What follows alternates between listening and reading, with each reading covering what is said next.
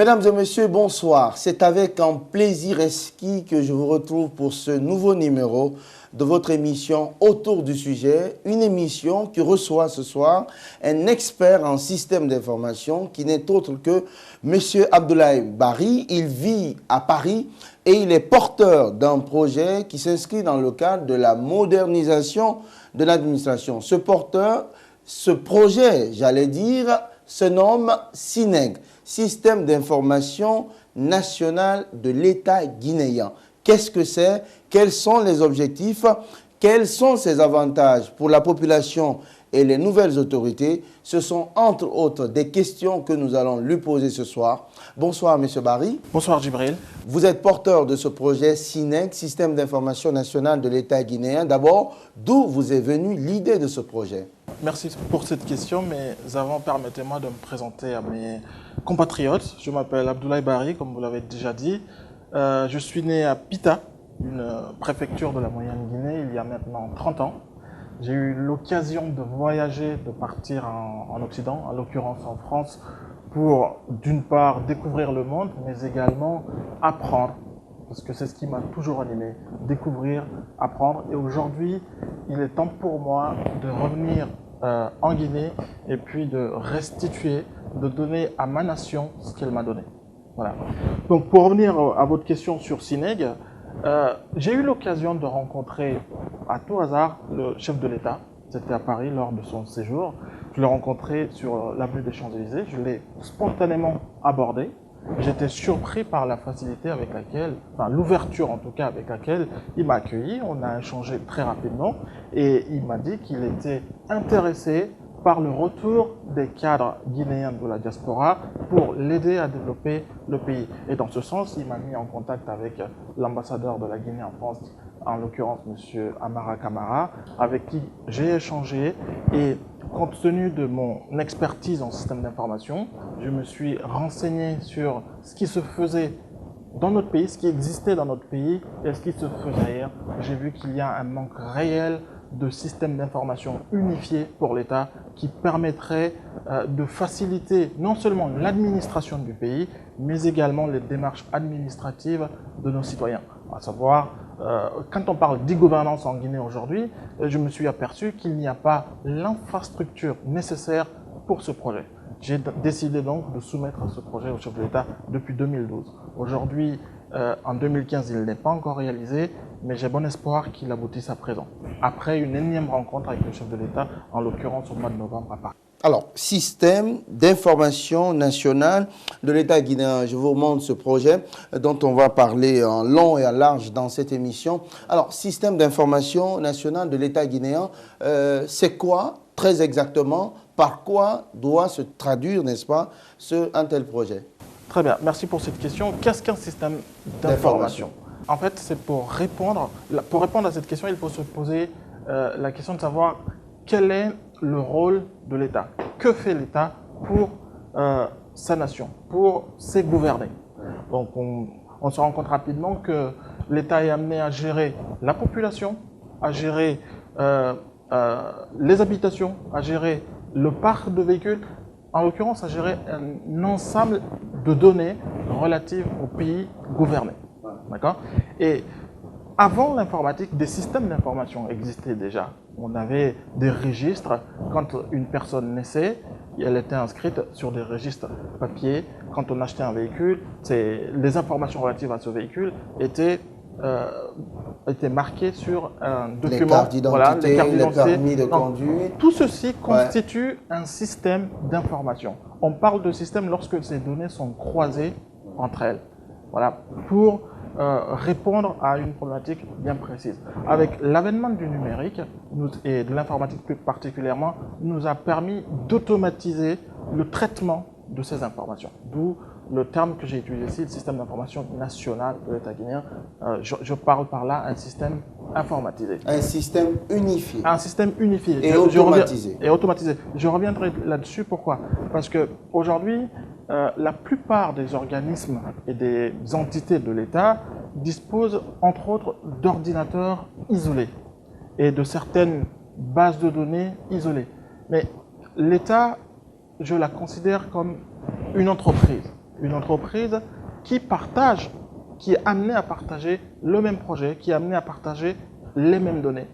Il est donc, pour moi, pas concevable que chaque entité ait ses propres données à elle sans que ces données puissent être ne soient pas centralisées et exploitées avec l'ensemble des autres administrations. Donc ça, c'est le premier point. Donc l'objectif, Oui. c'est de centraliser les données qui sont éparses, éparpillées et qui sont spécifiques à chaque entité de l'État. À terme, ce serait exactement ça le but. Mais aujourd'hui, je me rends compte qu'il n'y a pas encore le fondement de ce système d'information, à savoir des bases de données qui devraient être prioritaires, Des sources d'information. Voilà, n'existent pas encore. Hier encore, j'étais au ministère de l'administration pour des démarches administratives, en l'occurrence refaire mon passeport. Je discutais avec un cadre de ce département. Il me disait que supposez qu'il y ait un accident de la circulation et que l'intéressé, enfin les conducteurs présentent leur carte grise, le cadastre n'est pas en mesure de certifier que la carte grise correspond bien au véhicule qui est immatriculé avec cette carte grise. Dans ce cas, comment l'État fait, comment l'administration fait pour gérer le parc automobile? Un deuxième exemple. Nous sommes dans un contexte international dominé par le terrorisme à l'international. Comment l'État fait aujourd'hui pour identifier les nationaux, je veux dire les Guinéens? Il n'y a pas de contrôle d'identité fiable. N'importe qui peut à peu près se balader et se prévaloir de la nationalité des Guinéens. Nous subissons d'ailleurs ces problèmes à l'étranger. La citoyenneté guinéenne et les documents officiels guinéens sont systématiquement remis en cause. Leur authenticité sont systématiquement remis en cause. Prenez un permis guinéen, vous allez en France, ils vous disent nous ne changeons pas votre permis parce que nous ne sommes pas capables d'authentifier ce permis.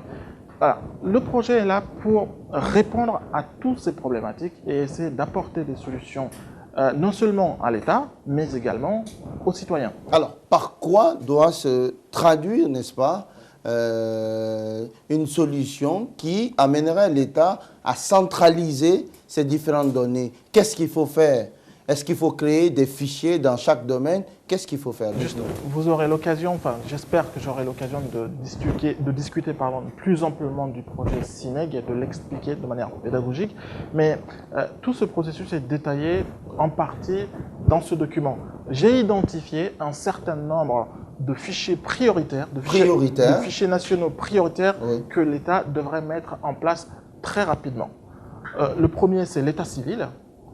Il est inconcevable qu'un enfant naisse en Guinée et qu'il ne soit pas systématiquement enregistré dans un fichier central. Dans ce cas, comment reconnaître la citoyenneté en Guinée?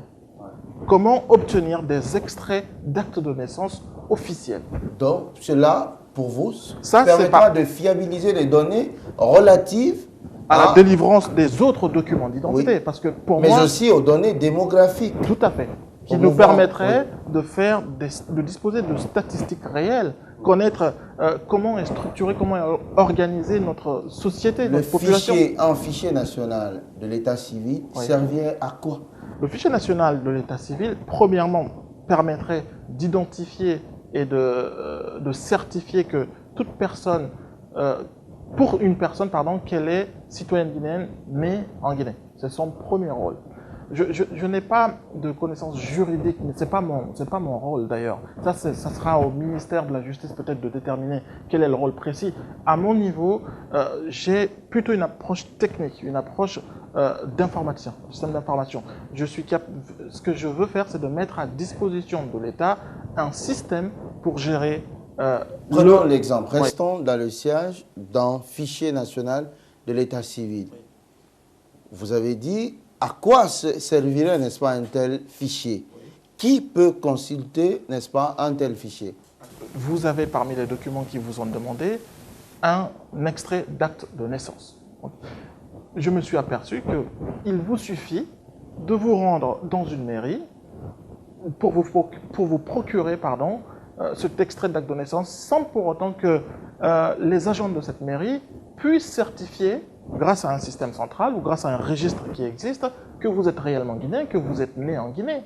Ils sont capables de vous faire un jugement supplétif, de vous le donner sans aucun contrôle. C'est comme ça qu'on se retrouve avec des Nigériens, avec des Gabonais, avec des personnes d'autres pays qui n'ont pas la nationalité guinéenne, qui arrivent sur le sol guinéen, qui prennent ces documents et qui vont commettre des crimes au nom de l'État guinéen à l'étranger. Ceci nous cause préjudice à nous, non seulement de la diaspora, mais également à l'image de notre pays. Ceci doit changer. Et je pense que c'est dans ce cadre-là que s'inscrit le chef de l'État. Il l'a déjà dit et répété qu'il veut moderniser l'administration guinéenne. Et ce qu'il faut pour que ce projet fonctionne, c'est non seulement une volonté politique, mais également une personne qui pourrait porter ce projet et l'expliquer, montrer ses avantages. Et c'est dans ce cadre-là... Et quels sont justement les avantages d'un tel fichier, à la fois pour la population, mais aussi pour l'État guinéen? Alors, plusieurs avantages. Si on prend fichier par fichier, premièrement, si nous avons par exemple le fichier national des permis de conduire, je suis horrifié de voir que chaque année, énormément de personnes périssent à cause d'accidents de la circulation.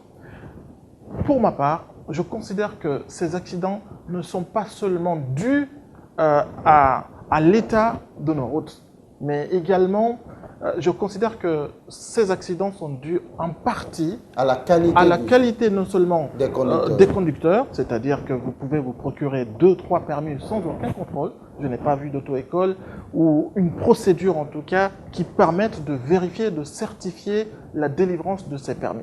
Deuxièmement, la qualité des voitures, des véhicules. Récemment, j'ai entendu dire que le chef de l'État a promulgué une loi qui interdisait l'importation de véhicules de plus de 8 ans. Beaucoup de personnes se sont dit « Ah, c'est mauvais ».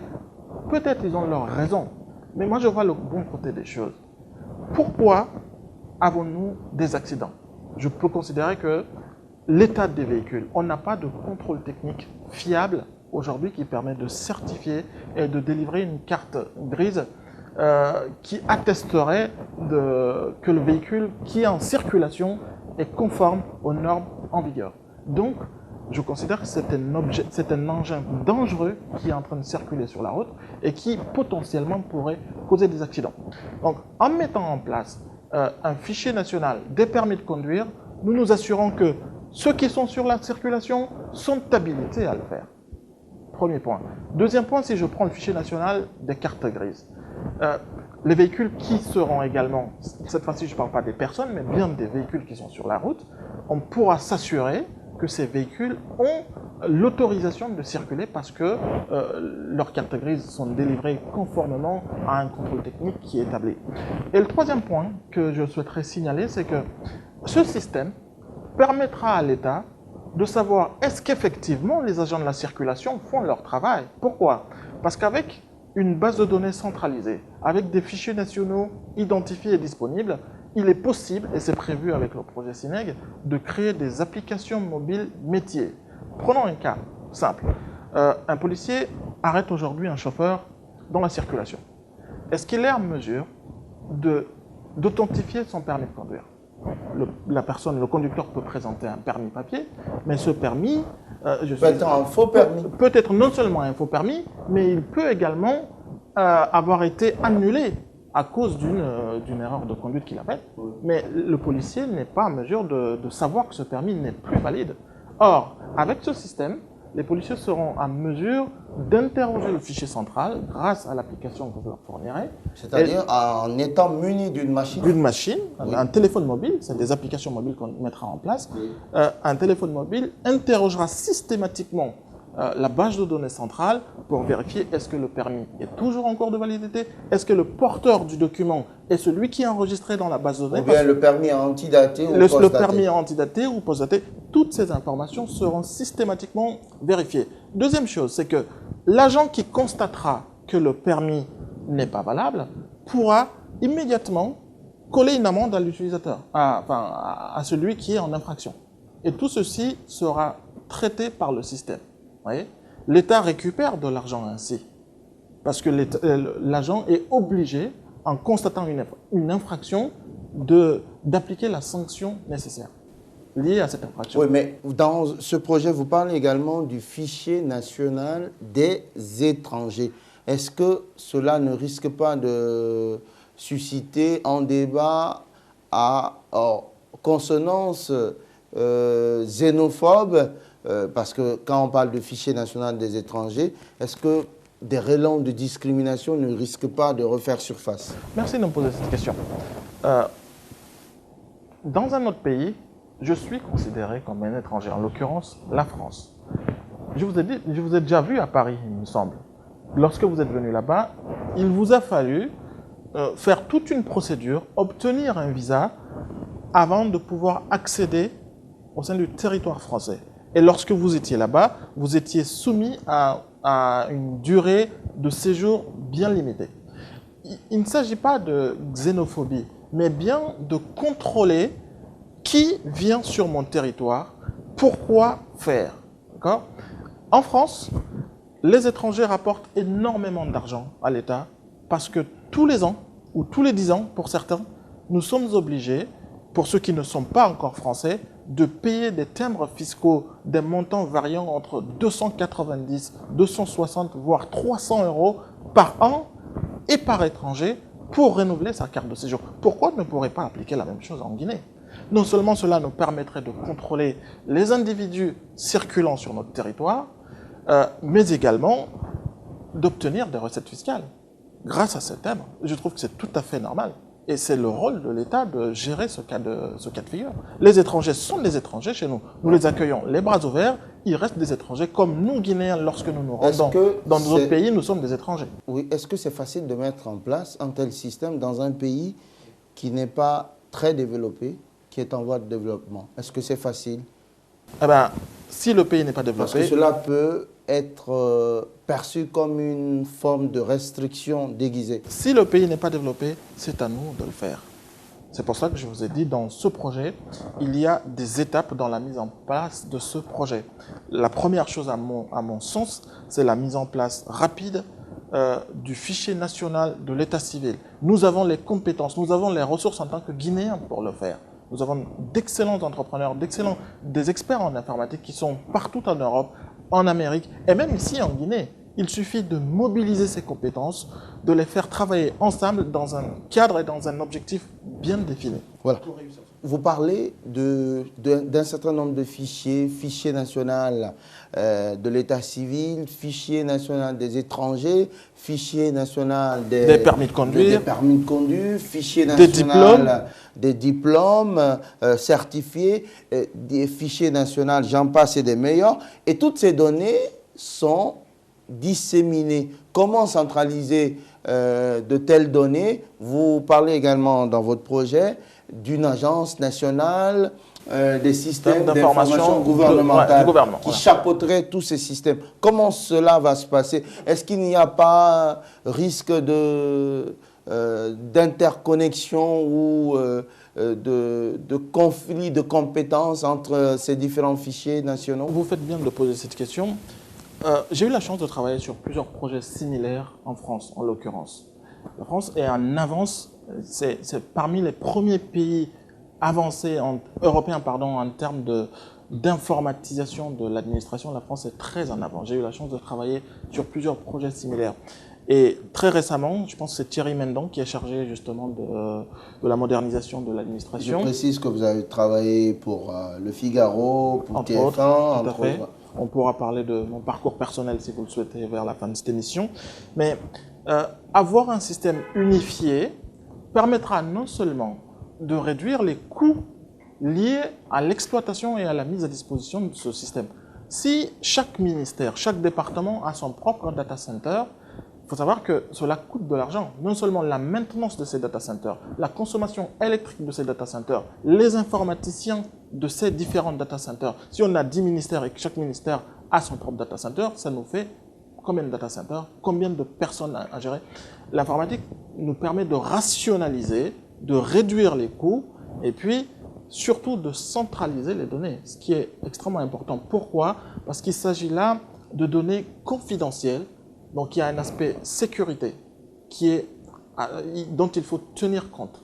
Si nous éparpillons ces données sur plusieurs bases de données, non seulement nous ne pouvons pas faire un croisement de données qui nous permettrait, grâce à la big data, grâce au machine learning, si vous voulez, nous reviendrons dessus, de faire des statistiques et de déterminer, de sortir des KPI, sortir des indicateurs qui serviront de guide aux différentes administrations pour orienter leur politique en termes d'éducation, en termes de santé, et ainsi de suite. Voilà. Donc, mon approche, ce que je propose dans ce projet au chef de l'État, c'est de créer une agence qui s'appelle ANSSIG, l'Agence nationale des systèmes d'information. L'équivalent existe en France d'ailleurs, qui fonctionnerait comme une agence technique et non une agence politique ni fonctionnelle. C'est une agence purement technique, comme la RPT, une agence technique chargée de chapeauter l'informatisation de l'ensemble des processus métiers de l'administration aujourd'hui. L'ensemble des fichiers nationaux. L'ensemble des fichiers. On va poser d'abord la base de ce système, parce que ça, c'est un projet à très long terme. Mais l'urgence nous impose de rapidement mettre en place ces systèmes.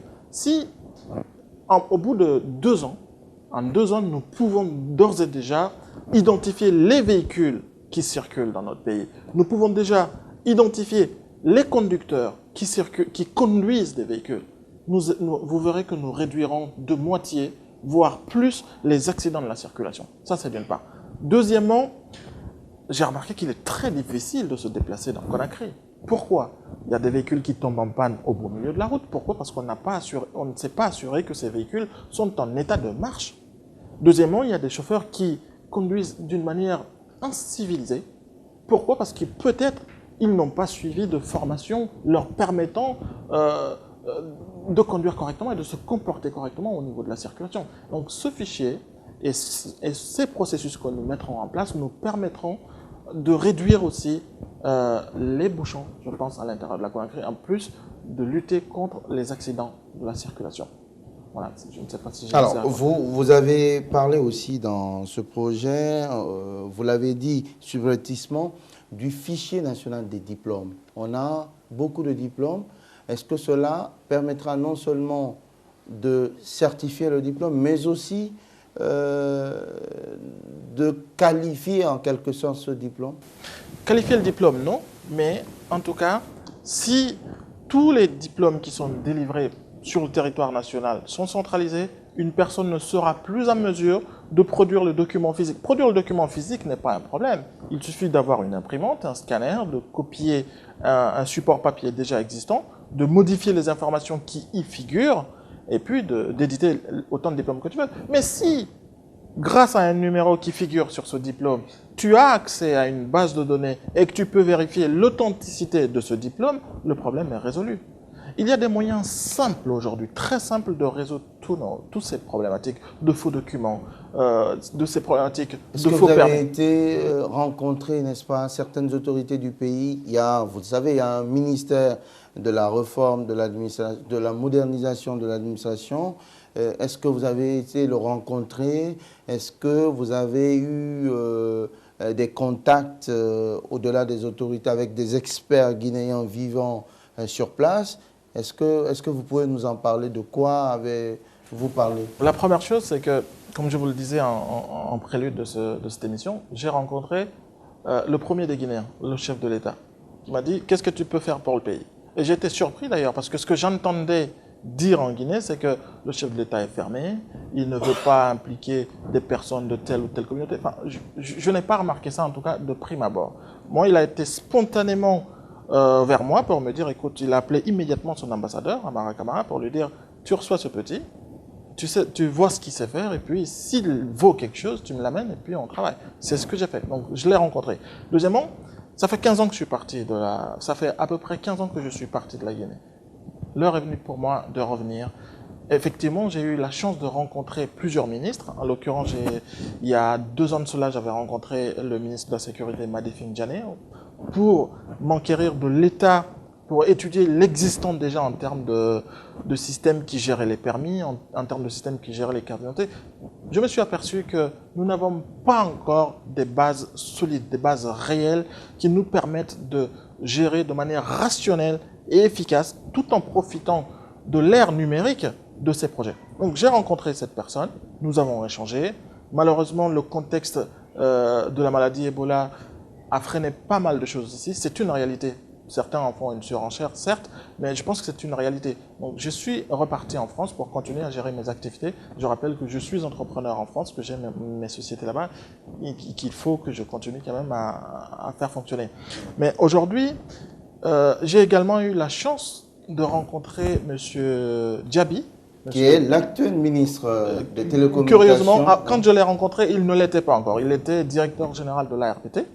Nous avons échangé, il a tout de suite vu l'intérêt de ce projet pour le pays. Il m'a dit, écoute, n'abandonne pas, je te suggère de reparler du projet, de le renvoyer au chef de l'État, et de fil en aiguille, du coup, j'ai décidé, de toute façon, c'était je ne l'ai jamais abandonné, au contraire, je l'ai amélioré, de revenir ici en Guinée, profitant du retour de Baoul, qui est un ami, entre autres, si vous voulez, on souhaiterait en parler, pour apporter ma petite contribution au développement du pays et à cette volonté qui a été exprimée par le chef de l'État de moderniser son administration. Ce sera ma petite contribution, mais qui, à mon avis, sera un grand pas vers l'opérationnalisation et puis la modernisation de l'État guinéen en lui dotant d'un système moderne, efficace et avec des sécurisé et avec des tarifs, avec un coût de fonctionnement moins élevé. Et je précise que ce genre de système, il est inconcevable qu'une entreprise étrangère puisse le gérer.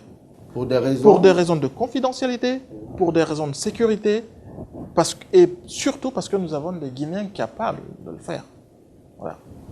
Merci donc, Monsieur Barry, auteur donc de ce projet, porteur donc de ce projet SINEG, Système d'information nationale de l'État guinéen, un document qui a pour ambition de moderniser notre administration et surtout de la sécuriser, d'automatiser nos données, de les mettre à la disposition de qui de droit avec une certaine célérité. Merci beaucoup.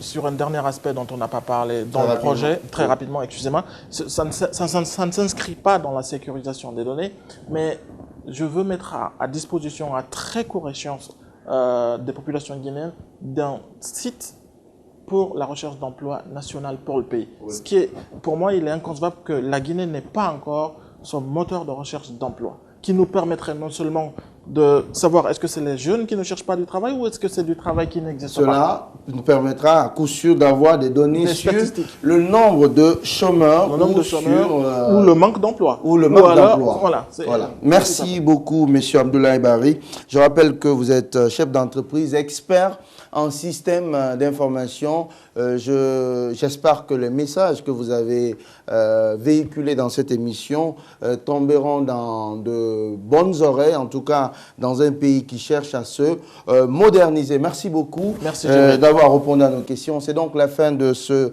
numéro de votre émission Autour du sujet. Merci de l'avoir suivi. Je vous retrouve la semaine prochaine à la même heure et sur la même chaîne. Mais d'ici là, je vous souhaite de passer d'excellents moments en compagnie d'Espace TV. Bonsoir à toutes et à tous.